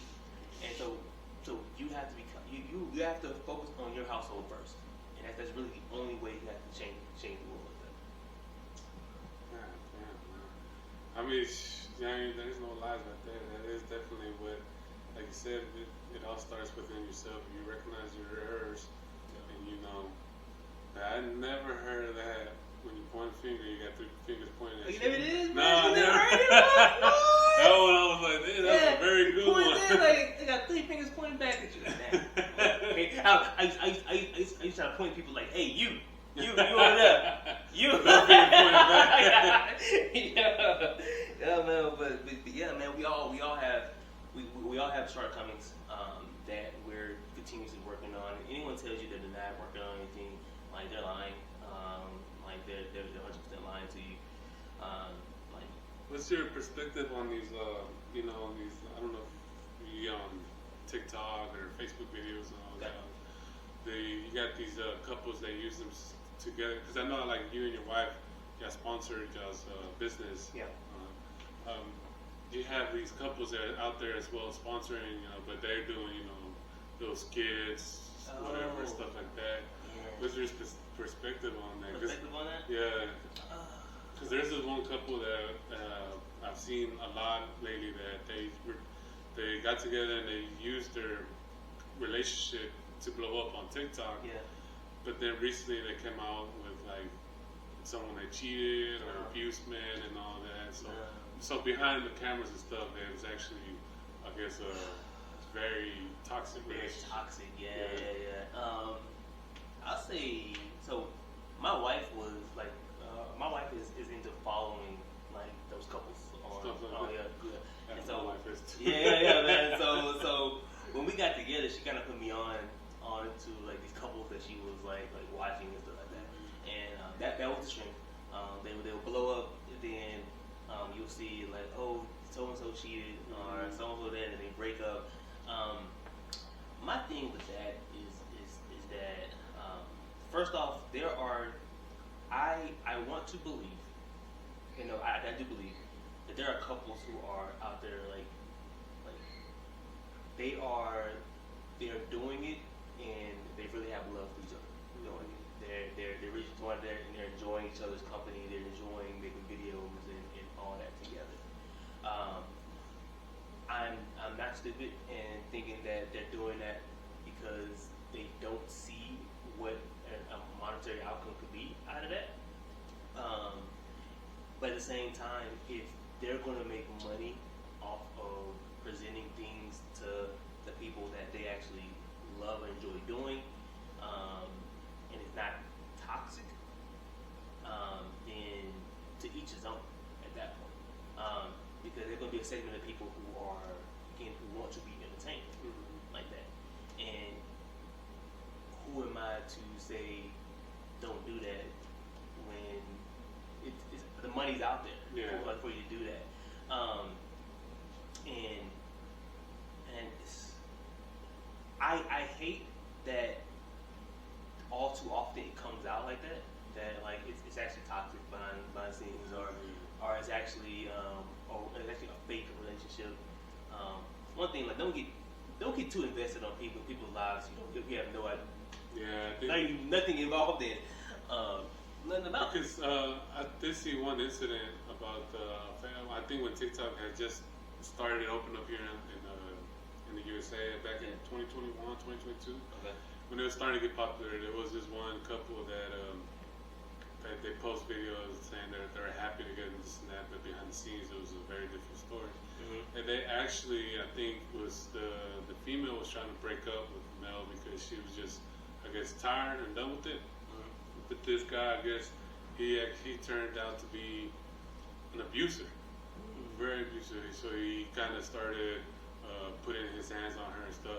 I think it got to a point, if I'm not mistaken, that he actually took her life. Oh wow!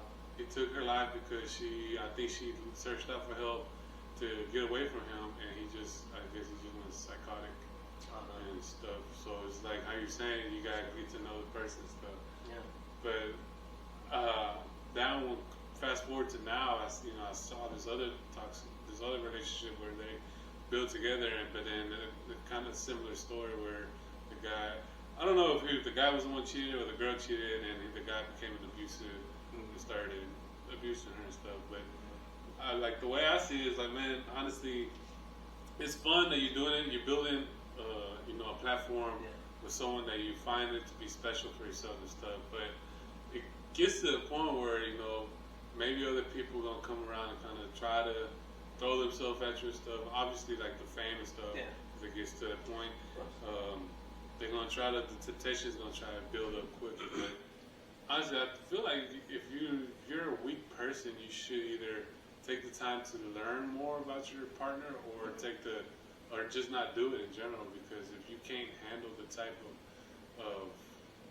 of people that come at you, throw at you, the temptation that comes towards it. Yeah. If you can't handle that, there's really no point for you to kind of to do that. And because and I think that I believe that the community of the individuals, the couples who make those videos, so like that, like the community isn't the greatest either. Like the community is pretty toxic as well. Yeah. And so comments be crazy. But like the comments, but then the other couples who are making videos too. Like I don't think that they're surrounding themselves with the right individuals, and that's something that's key. Is especially when you're going through a transition like that from no fame to fame, and all the additional things that come with it. You need someone who has been through that before.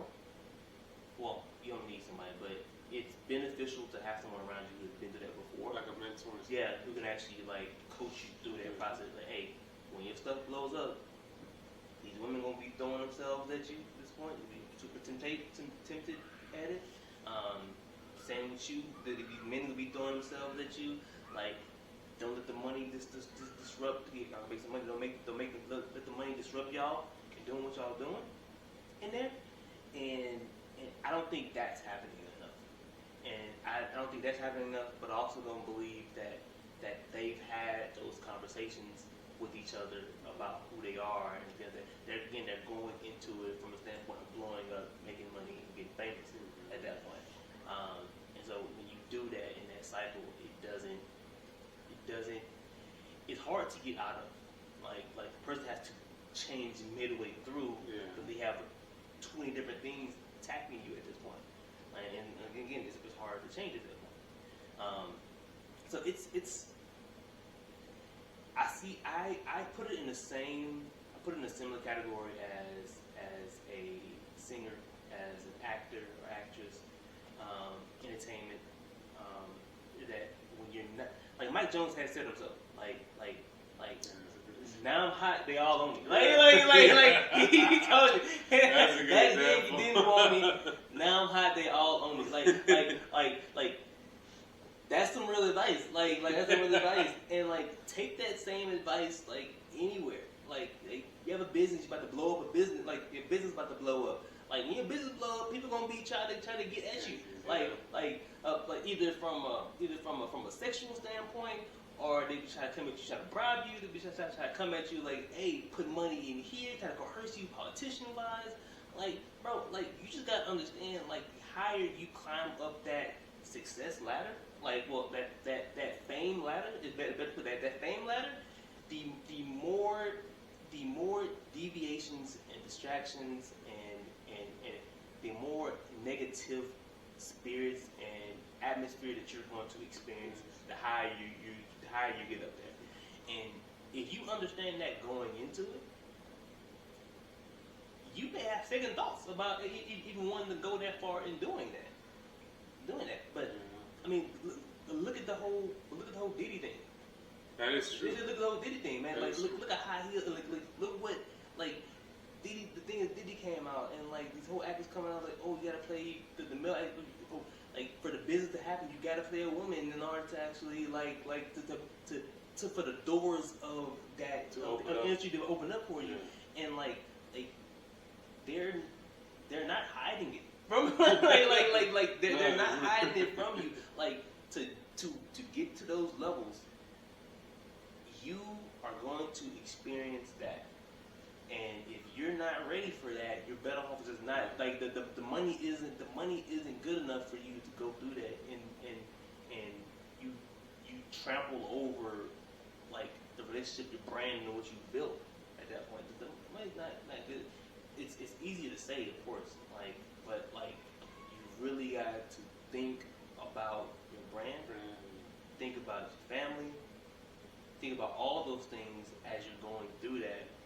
because you're going to be attacked, and your family's going to be attacked going through that. The higher you climb up that fame ladder. It's true, because then now more and more people are going to start following you and all that. Yeah. And the majority of the people are not always following you for good reasons or good intentions. Of course. That's a very good point, right? Especially with the Diddy. Yeah. I forgot all about Diddy, man. Honestly, I forgot all about Diddy. Well, yeah, so it's you. I actually went to go watch Eddie Griffin. Yeah. And man, he was hysterical. I got to tell my wife, I would much rather go to a comedy show than a concert or like a live event type show. But the thing that he did that touched me the most is the fact that he said that towards the end of the show, he said that his own people are the main ones that love to see him fall. He said that he believes the fans are the ones that build him up so high just to watch them fall. And that's kind of what I'm seeing with, obviously R. Kelly, Diddy, what was the other one? Who did they wanted to fail so bad? They wanted, Will Smith was one of them. Will Smith was one of them. Well, but I see where you're going with that, man. I see where you're going with that. That was I was like, oh snap, that makes so much sense. Because I was gonna say George Lopez, but I think George Lopez kind of shot himself because he had gone through he was going through a kidney failure. One of his stuff was failing, and his own wife actually donated hers to get for him so he can continue living. He actually, after all that, he actually kind of went and cheated on her. After all that, after what she did, exactly. That's why a lot of people lost so much respect for him, because it's like, dude, if it wasn't for your wife, you wouldn't be here right now, And then recently he came out talking about how he was complaining about his wife wanting so much on, I think after their divorce or child support, I'm not sure what it was, but he was complaining that she wanted some amount of money. But it's like how everybody says, it's like, you can't complain because she's the main reason you're still here active today. Active, bro. Yeah, so I think that's one thing with him, that is like, you were so hot, so popular, but you did that one mistake and that just pretty much ruined your whole career. Yeah, man. Yeah. And you have to again, I talked about it before, but you really need to understand who you're around, who your circle is, because regardless of how you feel about it, the people you surround yourself with are people that are influencing you, doing something. So you need to have someone who is going to be that other person, like, hey man, like you're not supposed to be doing that, and like listening to them, because everyone's good, because the opportunity to slip up is so great at those levels. Like every turn, especially you're so high up. It's so high up. Every turn, man. Like, and so you need to create countermeasures for yourself. you need to, because if you just people believe that their willpower is like the greatest thing on earth, when it's actually not. We can be very weak individuals at certain times, and so you need to create plans for people to be able to intervene and be open with people, be vulnerable with people, and hey, like I'm giving you the power to stop me from doing this, or to cut this off if you sense something's happening, something's about to go down. Or if you sense I'm in this group conversation with someone, and this young lady is like, you're peeping, this young lady is looking at me a certain type of way, and I'm not noticing it, and if she tries to come over while I'm alone, I need you to step in, like, because I didn't see it, and we want to believe that we can see those things, we can see when a woman's flirting with us, but sometimes we can be oblivious. Sometimes, like, our mind could be somewhere else and not even recognize it, and then you've led this person on for so long, and then you don't know what kind of things can happen out of that point. But if you have somebody else there that's watching your back and you're doing the same for them, then like you can tackle a lot more of the situations together at this point. Yeah. Like, because if you fall, they can pick you up. If they fall, you can pick them up and keep going. Man, that's a very good perspective, man. Man, I tell you, you need to be a spokesman. You could, oh my God, you could give. Like, all the stuff I see, like, I don't know if you're familiar with Dr. Umar Johnson and stuff. He's like always, yeah, he's like this very perspective. He's like, he's a doctor in something. I can't remember what, but he's always talking about how, black kids are struggling for, they can't read, but they want to play sports and this and that. But it's like like, I understand his agenda stuff, but like the way he speaks and stuff, it's like, it doesn't really kind of, exactly. But the way that you talking right now is like, holy snap, it's like, damn, it's very, like, relatable stuff. Yeah, like, just spot on how everything's from school systems to, marriage, to the college experience, everything is just, it's just spot on. That's why I'm like, man, you gotta be a spokesperson. And, it's you can't beat someone down and still want them to change. Like, you have to speak love, you have to speak encouragement into an individual, and you have to be willing to work with an individual on an individual basis in order to do that. It's just things that I've seen, things that I've experienced. A lot of the things I haven't been able to fully put into practice, especially stuff with kids. With my own kids, with my kids, I've tried these things out with my cousin's kids before, and it seemed to work. And it seemed to work with them. And it's working with me too.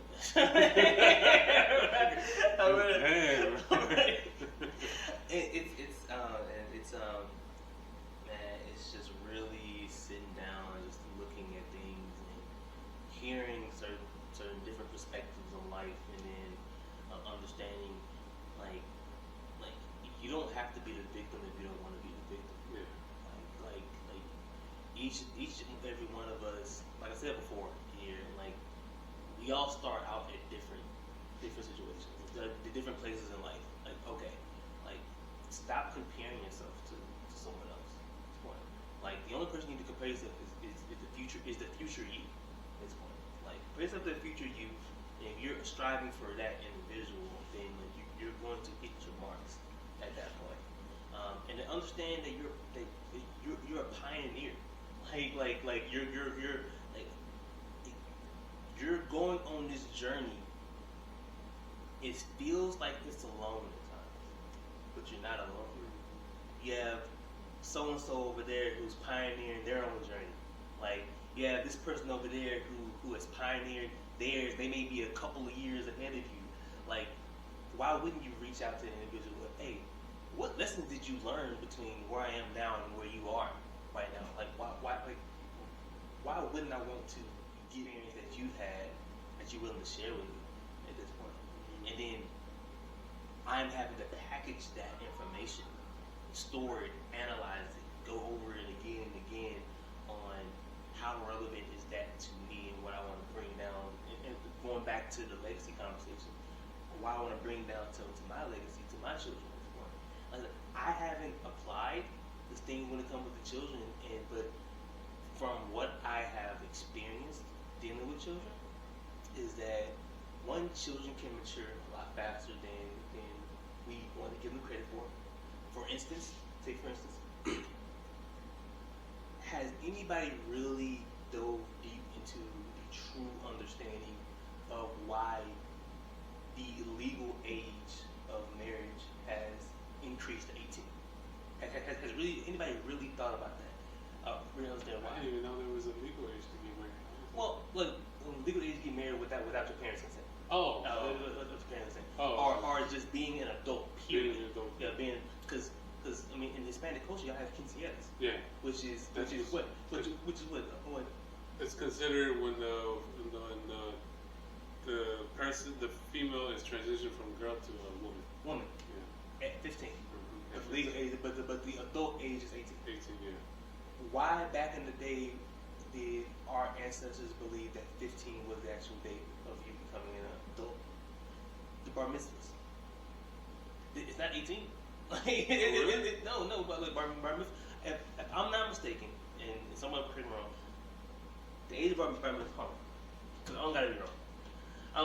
Let me just do a quick look up. Sorry guys. Do a quick look up because I know if I don't look it up right now that people are gonna be roasted. Bar mitzvah age.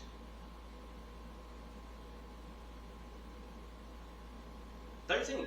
13. Yeah, a boy attains mental maturity at 13 years old. And so the bar mitzvah is their transition from there. So why is the age of adulthood 18 at this point? We think back in the day, ancestry days, people were getting married at younger ages. I'm not saying that's what we need to be doing right now. That's not what I'm saying. But I'm saying give the kids more credit. Give the kids more credit for understanding complex topics and complex ideals so that you can actually mature them faster through the process. And when a child matures a little bit faster, they're able to enjoy childlike things more responsibly because they understand like the dangers of those things more. Yeah. Like, look, I still play video games. Like a lot of things I wasn't able to do when I was a child that I do now as an adult. One, because I have the finances to do so, but I have the mental maturity to actually understand what I'm doing now that I'm doing them, and I'm still enjoying myself. I've learned that every adult I've come in contact with is just a giant child. They're just a grown child, bro. like older people, they're just older. They're just big children. You never really supposed to grow out of that childlike wonder, childlike curiosity. Like that ain't supposed to leave you as you grow older. Like it's supposed to stay with you. Like, but the childish things of irresponsibility and immaturity, yeah, like you leave that behind when you're a child because you don't know any better. But you can know better. Like you talked about the maturity of when your dad passed away. Like I hate that had to be the reason of why that matured you faster. Yeah. But if you also look at children who are on the streets, like they mature faster as well. Children who are out there gangbanging, selling dope, selling drugs. They're maturing faster than other children who are coddled, who are just kept in like this asylum, not being shielded from the world. When we actually need to be sharing these experiences with the children, asking them questions, and putting it in ways to the way they can understand it. So they'd be ready to be. So they'd be ready to go. So they'd be ready to take the knowledge you give as soon as possible and go from there. But going back to the system doesn't want the children to grow up fast. They don't, because if they grow up faster, then they become more independent. And the independent intellectual being is hard to control.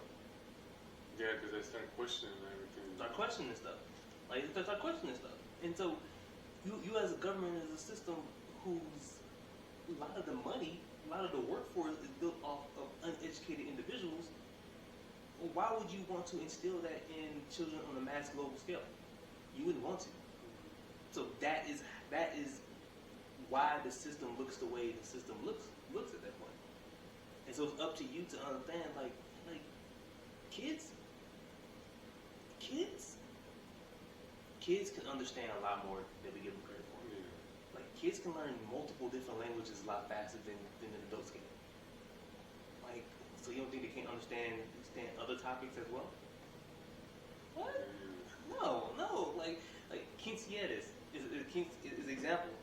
Our ancestors believing that like adulting happens at an earlier age. Bar mitzvahs, adulting happens at an earlier age at that point. stop trying to coddle your kids. Stop trying to coddle your kids and actually teach them some stuff. Like, teach them about life. Teach them teach them about what you do at work.